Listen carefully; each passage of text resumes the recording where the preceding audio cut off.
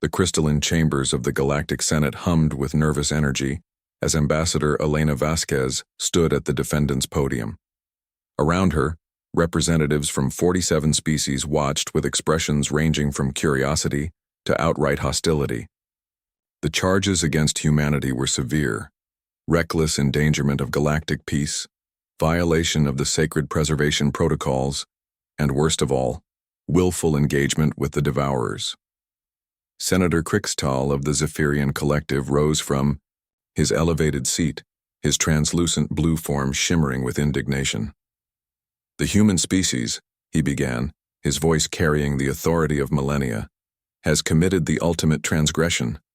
They have not only contacted the Devourers, but actively sought them out for combat." A collective shudder rippled through the assembly. The Devourers were the stuff of galactic nightmares, ancient mechanical entities that consumed entire star systems, converting matter into more of themselves. For 10,000 years, every civilized species had followed one cardinal rule. If you detected Devourer activity, you fled. You ran as far and as fast as your technology allowed. Elena remained perfectly still, her dark eyes scanning the crowd. She had expected this reaction. "Ambassador Vasquez," Senator Krixtal continued, "your species discovered a Devourer swarm 3 cycles ago in the Kepler 442 system.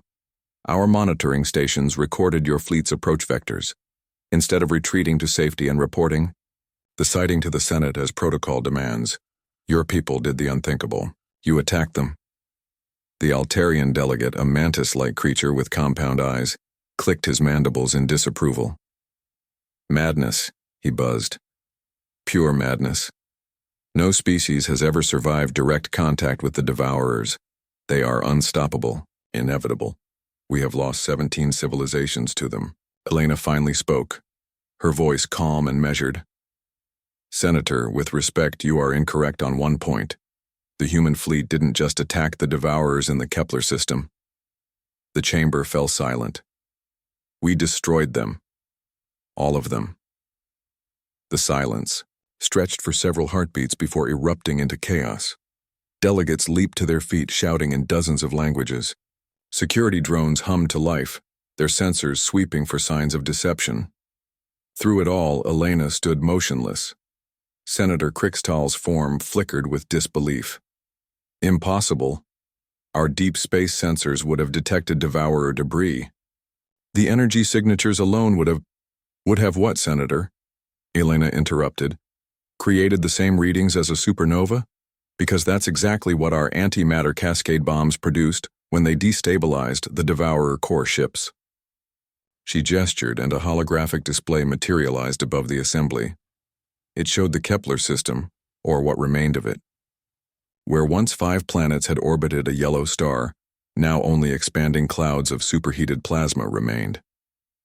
"You destroyed an entire star system," whispered the Centaurian observer, her forearms trembling. "We destroyed the Devourers," Elena corrected. The system was already lost. The Devourers had begun their harvesting process. Nothing could have saved those worlds. The Vegan Supreme Counselor, a being of pure energy contained within a geometric crystalline form, pulsed with confusion. "But how?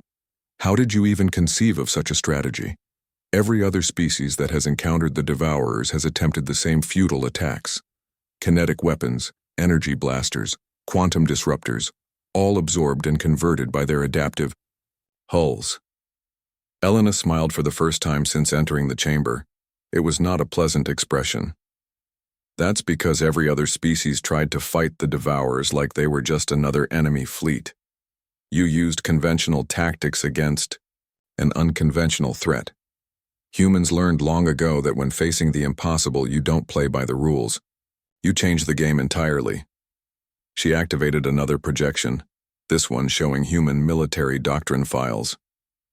"We studied every recorded encounter with the Devourers. We analyzed their behavior, their technology, their weaknesses, and we realized something that apparently escaped 47 advanced civilizations. The Devourer's greatest strength was also their greatest vulnerability." "Explain," Senator Crickstall demanded. They adapt. They learn. They incorporate new technologies and weapons into their collective matrix. But this process requires time and proximity. So we gave them neither. Elena's eyes gleamed. We didn't engage them in conventional warfare. We didn't try to outgun them or outmaneuver them. We simply surrounded their entire fleet with automated, antimatter mines on a delayed trigger and jumped away. The chamber erupted again, but this time with understanding rather than disbelief. By the time they detected the mines, it was too late. The antimatter cascade destroyed them faster than they could adapt, faster than they could flee. We turned their own expansion speed against them. The draconian military attaché, a reptilian veteran of 100 wars, leaned forward.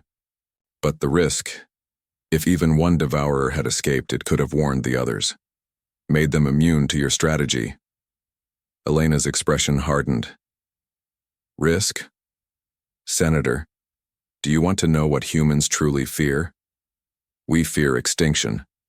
We fear the death of everything we've built, everyone we love. But we don't fear fighting impossible odds. We don't fear sacrifice, and we certainly don't fear dying if it means stopping something that would devour the galaxy. She paused, letting her words sink in. Humans have a saying, the only thing necessary for the triumph of evil is for good beings to do nothing. For 10,000 years, every species in this galaxy has chosen to run from the devourers. You've accepted that they were unstoppable, inevitable. You've written off entire sectors as lost causes. Elena gestured toward the assembled delegates. You've survived by being cautious, by being reasonable, by being afraid. Humans survive by being unreasonable, by looking at the impossible and asking not how do we run, but how do we win. The silence that followed was profound. For the first time in galactic history, representatives of 47 species sat in contemplation of a truth they had never considered. That sometimes, the only rational response to an irrational threat was to become irrational yourself. Senator. Crickstall slowly settled back into his chair. The charges, he said quietly, are dismissed. As Elena left the chamber, she heard the Centaurian observer whisper to her companion, Now I understand why they call themselves the warrior race. They don't fear nothing, they fear everything so much that they refuse to let fear stop them. Outside, the stars themselves seemed different somehow, less distant, less cold. The galaxy had just learned that humanity's greatest weapon wasn't their technology or their tactics. It was their absolute refusal to accept defeat.